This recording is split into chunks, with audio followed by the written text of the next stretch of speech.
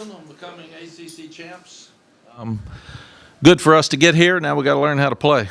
Got to learn how to win. Thought they tried hard, but you're 1 out of 5 in red zone touchdowns. You have 2 turnovers that lead to 14 points.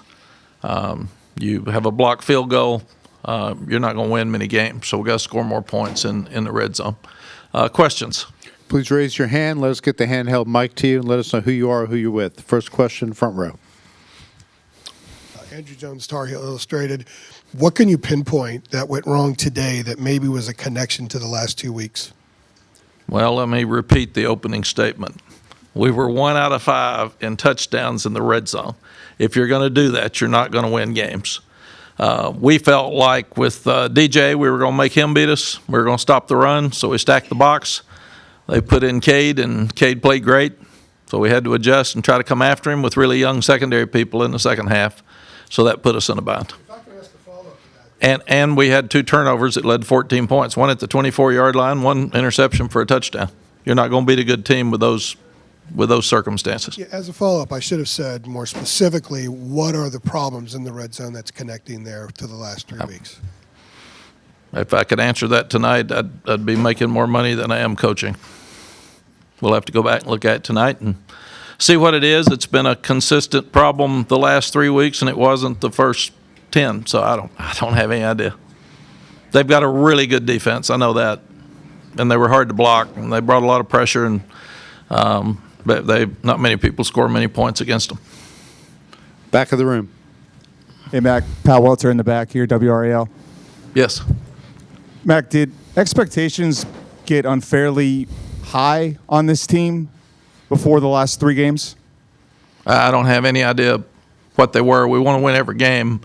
As I've said, this team's been in the championship game twice ever since 2012. So that's a really, really good accomplishment. We lost 7 games last year, and we won 9 this year. So that's a tremendous amount of progress. We're playing one of the best teams in the country that, unless they lost by 1 point last week, they would be in the Final Four. So it shows you where we are, and we're making progress, but it also shows you what we've got to do to get better. Second row to our left. Mack, Michael Coe, WCHL Chapelboro. Was Clemson playing both quarterbacks and Klubnik pretty much the entire rest of the game after those first 2 drives? Was that something that you were looking for coming into this game, or did that kind of catch you off guard a little bit? No, Cade had played very little all year, and when he went in at Notre Dame, I think he threw an interception, so we totally thought we would see DJ because they hadn't changed all year. We stopped them the first 2 or 3 times. DJ was struggling. That's exactly what we thought would happen, and we were hoping would happen because he's played good at times. But he didn't play well last week, and he was really struggling. They weren't trying to run the ball. We thought they'd try to line up and run it down our throat like Notre Dame did, and then Cade came in and he hit 20 out of 24 and 10 out of 11 the first half and really played great. Second row right in front of you, Coach. CL Brown, Raleigh News and Observer. Mack, it's kind of piggybacking off of that. It's been the backup quarterbacks for Georgia Tech and NC State.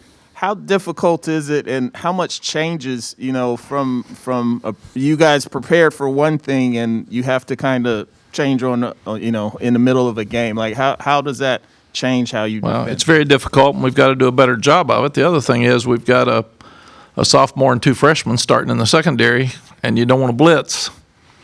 Because if you do, you leave them out there by themselves. And that's what we had to do the second half and gave up some big plays. Third row to our left, Coach. Shelby Swanson, Daily Tar Heel. Coach, what was your message to your team on the sidelines following the pick 6? Pick it up. Go back to work. This is really difficult. It's a hard thing when you're going in to score and cut the score to 24-17, and all of a sudden it's 31-10 when you're third and goal from the 4. But that's part of life. When things happen bad, you got to pick it up and go back. And I didn't think we did very well there. I thought we need to mature and thought we got our head down, which most people would do. And I didn't think we played as well in that stretch. And then they came back and kept trying, but we didn't have the same confidence. Back of the room, all the way up top. Hey, Mack, in the back here. What lessons do you think Drake May can take from this game tonight? Oh, Drake's the reason we're in the game. He's playing the best defense we've played all year by far. It's one of the best defenses in the country, and we'll all grow from playing a great team. When you play a team that's been in the playoffs every year for about 6 out of the last 8, I think, it shows you what you got to do to get where we want to go. And we're not there yet. We're better than everybody else because we got here, but we weren't better than they were. This was kind of like the Notre Dame game. They were physically better than we were, and they whipped us. To our left by the post. Ross Martin, Inside Carolina. On the pick six, seems like a huge moment in the game. What did you see on that play, and then what did you talk to Drake about after the play? I thought he was trying to throw it to Copenhagen, and it just got out of control and got a little bit high. And then he tried so hard to tackle him, and he couldn't. John tried to tackle him, and that's just a freakish play that changes games, just like Omarion's fumble.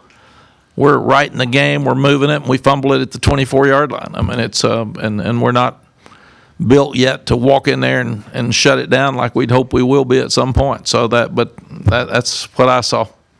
I knew it was we hadn't done well in the red zone. He was trying to make a play, and I think it just got out of his hands and slipped out of his hands and went over his head. Middle of the room right.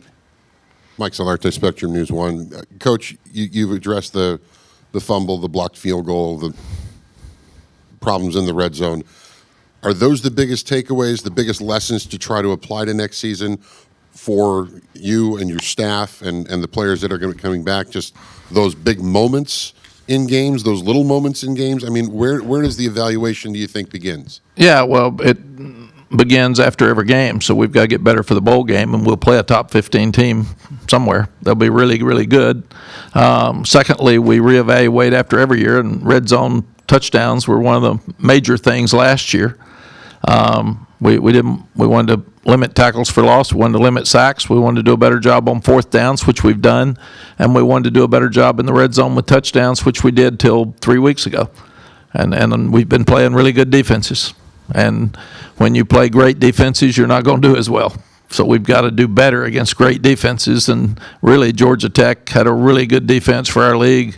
NC State was one of the best defenses in our league, and Clemson's by far the best. So Clemson rolls in too deep. That's as good as anybody else's ones. Third row right in front of you, Coach. Hey, Mack.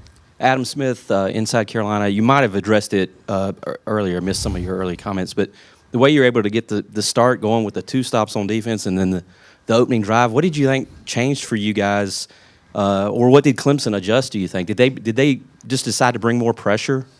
They did, but they brought pressure the whole game. I think momentum changed when they brought Cade in, and he had an easy score, and the fumble really hurt us because it led to a quick score, and that changed momentum in the game.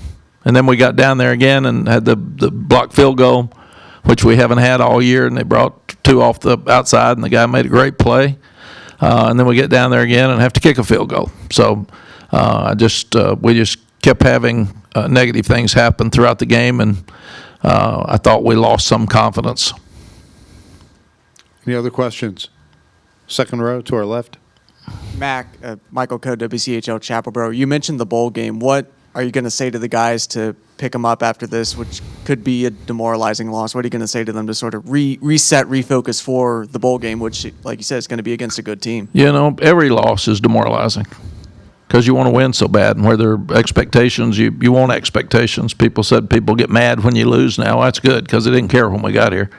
There wasn't anybody in the stands, and nobody cared, and we won 5 games and lost 18 in 2 years. So I'm really glad people are mad. That's a positive. Secondly, I told the guys we got to get better. You got to learn from it. You got hard things that happen in life, and you got to take negatives and turn them into positives. And we knew this wasn't going to be easy. If we'd asked anybody in here, nobody in here would have picked us. We had our chances to play better. We had our chance to be in the game in the fourth quarter, and that's what we needed to do. In the third quarter, 1st and goal from the 10, we had a chance to cut it to 24-17. So we got to a point where we had our chances. We just didn't cash in on them, and that's what we got to do better. So were there a lot of great things tonight? Yeah. Were we awful? No. Should we have gotten beat this bad? No. We allowed things to happen that let the score get out of what it should have been. Anyone else? Okay, thank you, Coach. Okay, thank you all.